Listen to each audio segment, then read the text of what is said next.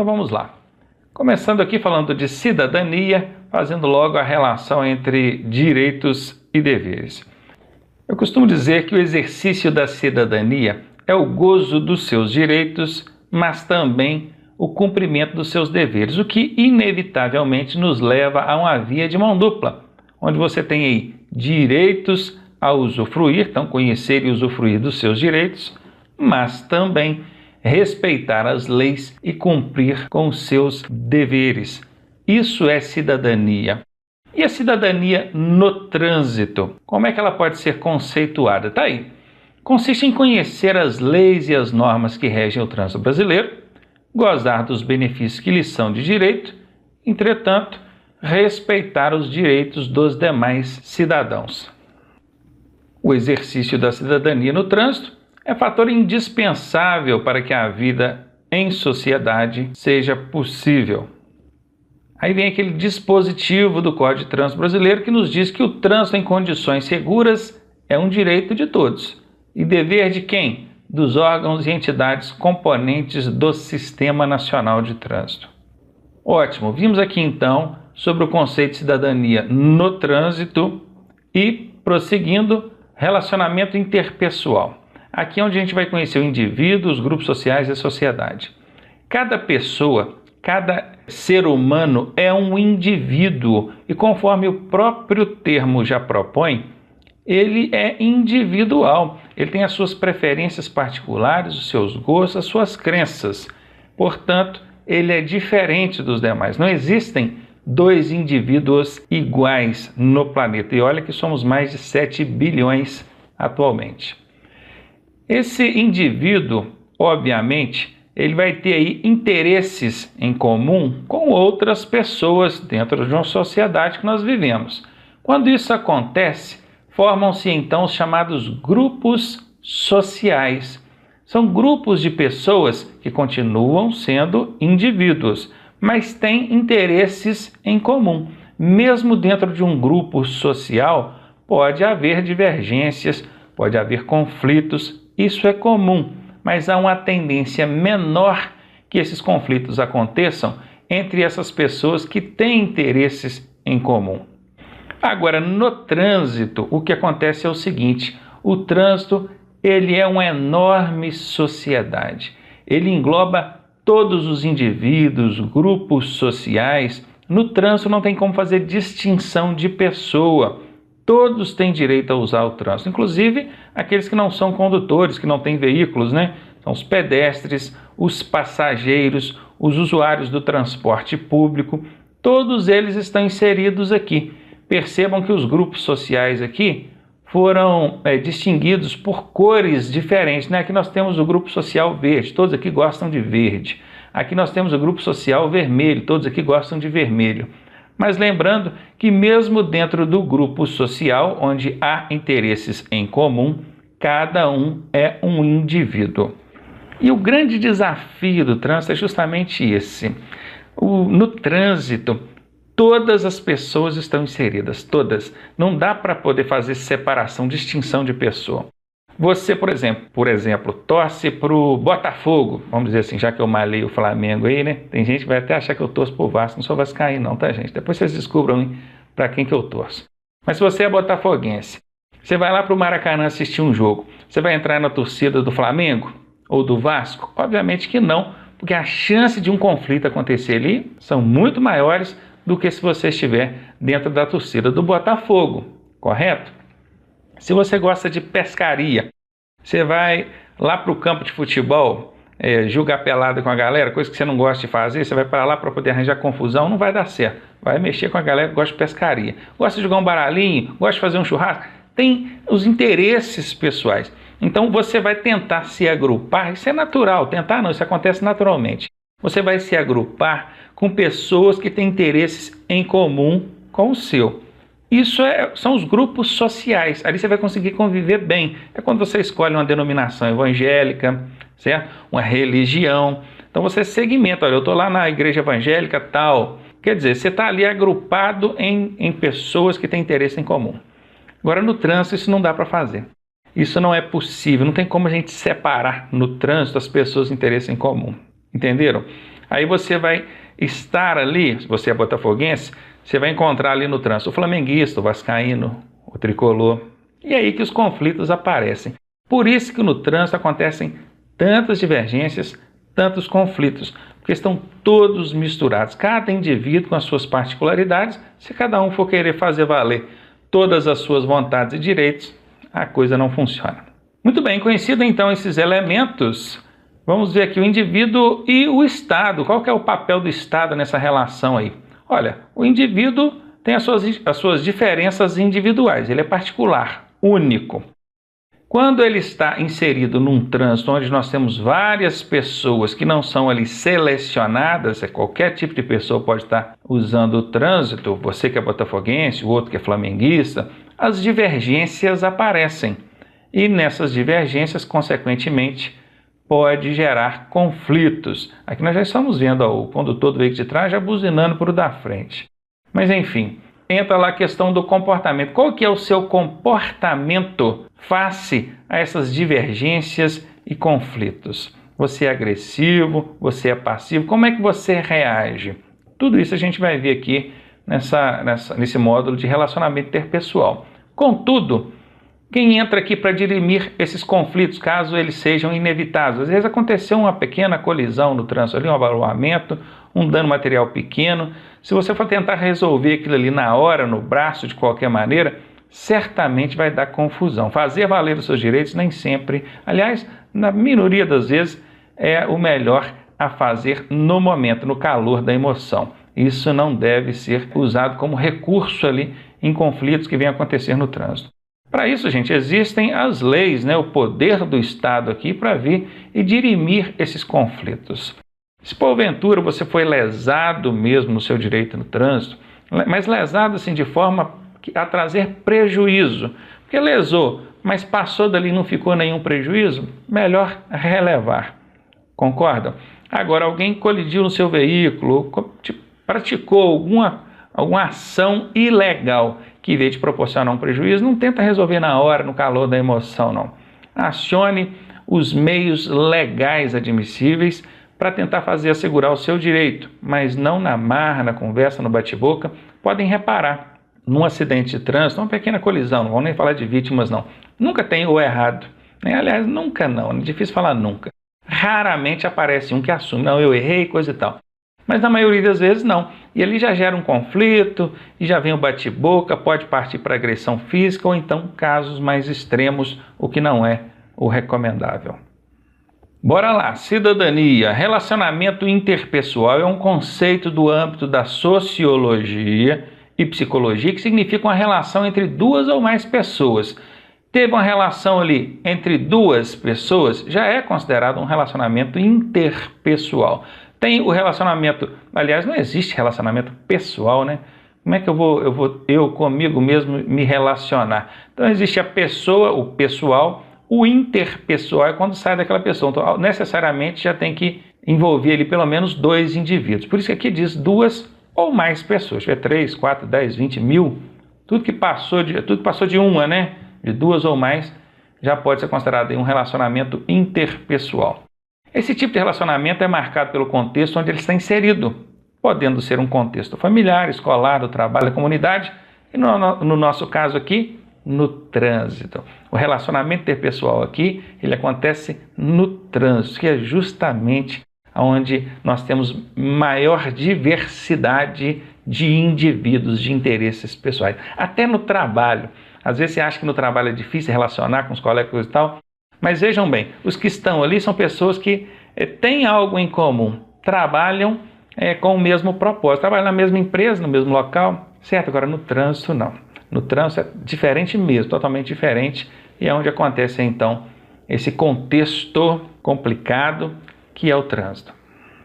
Bora lá. Aqui, o relacionamento interpessoal implica uma relação social, claro. Se existe um relacionamento interpessoal, existe uma relação social, em sociedade, onde cada indivíduo representa uma engrenagem dessa enorme máquina chamada sociedade. Olha, apesar de tantas diferenças, claro que aqui o conceito está de forma generalizada, ele não está falando só de trânsito, eu posso trazer isso aqui para o entendimento de trânsito. No trânsito a gente precisa dos veículos de transporte coletivo, consequentemente ali o condutor dele são os motoristas que vão estar transportando essas pessoas para lá e para cá. Senão como é que os pedestres, os usuários que não têm um veículo vão se locomover? Ou então até aqueles que têm o veículo, mas preferem andar no transporte coletivo.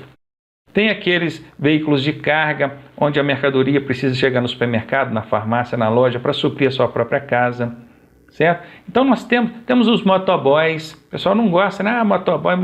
Pois é, mas é ele que vai entregar a pizza lá na sua casa, o galão d'água, o botijão de gás, correto? Enfim, são engrenagens de todo esse sistema e engrenagens essenciais. Vocês viram aí, paralisação dos caminhoneiros, o impacto que isso causou na vida das pessoas, impacto direto e econômico em relação ao país inteiro. Viram? Pois é.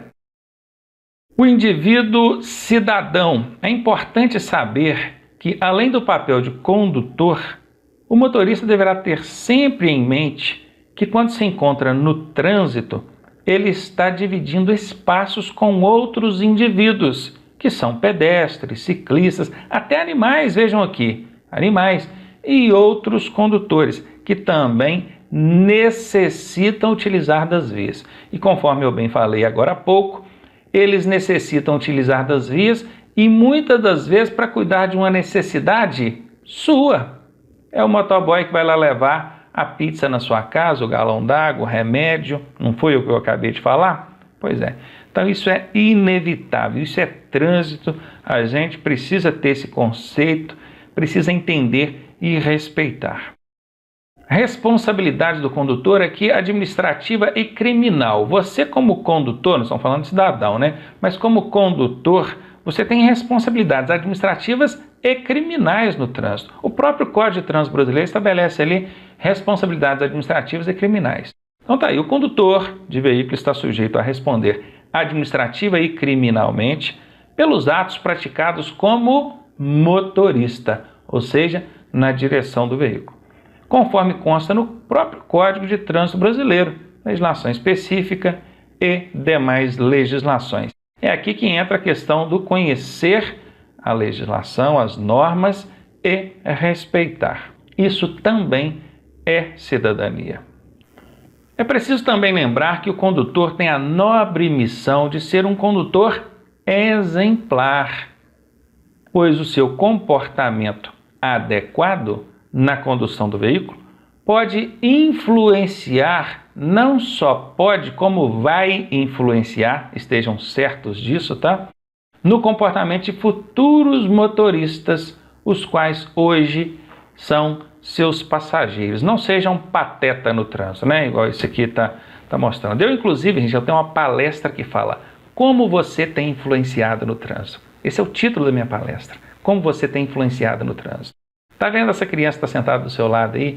Ou lá atrás? Tá vendo essas pessoas que estão dentro do seu veículo aí? Se você é um motorista de um veículo de transporte coletivo, então, nem o diga, né? Toda ação que você pratica ali na direção do veículo está sendo captada, ainda que involuntariamente, por estes que te acompanham. E vão influenciar, aqui fala poderão, mas na verdade vão influenciar de forma positiva ou negativa, a depender da forma que você naturalmente age, ok? Então tome cuidado com isso. Além disso, é de grande importância que o motorista se conscientize da necessidade de se comportar de forma educada. Claro, educação cabe bem sempre, em qualquer lugar, tratando os outros usuários do trânsito sempre com cortesia. Eu costumo dizer aí na avaliação das questões que a palavra sempre é uma casca de banana. Agora, se for sempre para uma coisa bacana, eu não acho que é casca de banana não, tá? Eu acho que pode sim. Exagerar para ser bacana não é inadequado. Seja sempre cortês, educado no trânsito. Olá, de volta com vocês e nesse módulo para falar da relação meio ambiente e trânsito, ou mais precisamente, veículos e meio ambiente. Vamos lá, meio ambiente, poluição. O que é poluição? É o resultado de qualquer tipo de ação ou obra humana capaz de provocar danos ao meio ambiente. Houve ali uma alteração no meio ambiente e essa alteração causou dano, é chamado de poluição. Tem aqui ainda uma outra definição um pouco mais completa que diz que poluição é a introdução na natureza de substâncias nocivas à saúde humana, aos outros animais e ao próprio ambiente, que altera de forma significativa o equilíbrio dos ecossistemas. Aqui nós temos até ilustrações bastante pertinentes, né? Aqui o nosso planeta já todo remendado, poluído, coitado, já sufocado. E aqui mais do que exemplificado, nós temos aqui uma indústria, a sua chaminé soltando ali o monóxido de carbono em grande escala, rede de esgoto, né, sendo jogada todo dentro dos rios, não recebendo o tratamento adequado, as próprias residências jogando ali seus resíduos dentro dos rios, tanto esgoto quanto lixo diretamente, aqui no meio do mato também tem, enfim. Aqui a gente tem bons exemplos do que tem acontecido com o nosso ecossistema, com o nosso planeta, com o nosso meio ambiente. E vamos tentar trazer isso na relação trânsito para meio ambiente para a gente ver o que tem impactado diretamente e o que a gente pode fazer para tentar diminuir isso aí ou até mesmo eliminar, quem sabe. Poluentes. Bom, lá no slide anterior a gente deu a definição de poluição, que a gente vai falar dos poluentes, que são os elementos causadores da poluição. E a gente vai falar especificamente de cada elemento.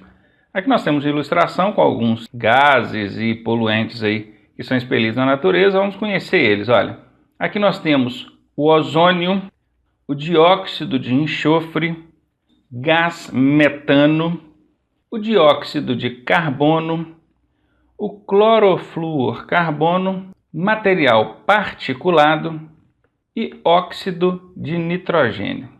Todos esses elementos causadores da poluição, denominados aí como poluentes, eles são expelidos pela natureza, mas na proporção certa, conforme o nosso ecossistema necessita. Sim, o nosso planeta precisa desses elementos.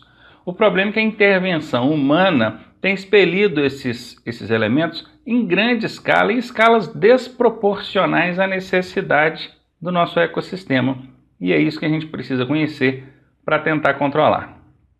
Bom, se no slide anterior nós vimos o que são os poluentes, aqui nós vamos ver o que são os agentes poluidores. Esses são os geradores da poluição. Quem são os geradores da poluição, hein? Vamos ver se o pessoal sabe aí, ó.